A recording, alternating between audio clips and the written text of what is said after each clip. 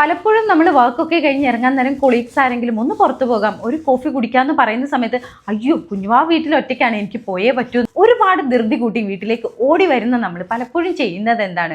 നമ്മൾ ഒന്ന് ഫ്രഷായി ഒരു ഗ്ലാസ് വെള്ളം കുടിക്കുകയോ ചായ കുടിക്കുകയോ ചെയ്ത് കഴിഞ്ഞാൽ അപ്പോൾ തന്നെ മൊബൈൽ എടുത്തൊന്ന് സ്ക്രോൾ ചെയ്യാൻ തുടങ്ങും.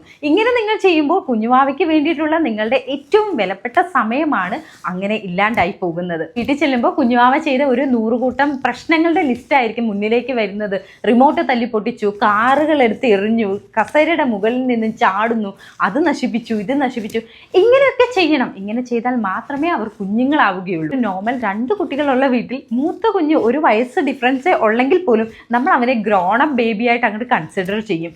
ആ കുഞ്ഞിൻ്റെ അടുക്കലായിരിക്കും നമ്മളുടെ ഇമോഷൻസിൻ്റെ ഒക്കെ ഒരു പുകപടലങ്ങൾ വീണു പോകുന്നത്. ഇതിനിടയിൽ ഹസ്ബൻഡും കൂടി വന്നു കഴിയുമ്പോൾ കുഞ്ഞുവാവ കരയുന്നതാവുമ്പോൾ കുറച്ചു നേരം കുഞ്ഞിനെ അങ്ങോട്ട് കൊടുക്കും, ഹസ്ബൻഡ് അവിടെ നിന്ന് കുഞ്ഞിനെ ഇങ്ങോട്ട് തരും. പണിയുടെ ഇടയിൽ നമുക്ക് കുഞ്ഞിനെ നോക്കാൻ പറ്റുന്നില്ല.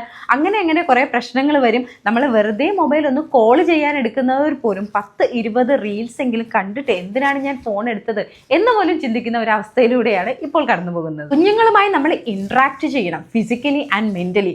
എങ്കിൽ മാത്രമേ അവരുടെ ഫീലിങ്സ് എന്താണെന്ന് നമ്മൾക്കും നമ്മുടെ ഫീലിങ്സ് എന്താണെന്ന് ബേബീസിനും മനസ്സിലാവുകയുള്ളൂ. 1 hour അല്ലെങ്കിൽ 2 hour മൊബൈൽ ഫ്രീ ആയിട്ടുള്ള ഒരു സമയം നമ്മൾ തന്നെ സെറ്റ് ചെയ്യുക. We can create a beautiful happy family. Thank you. Enjoy your parenting.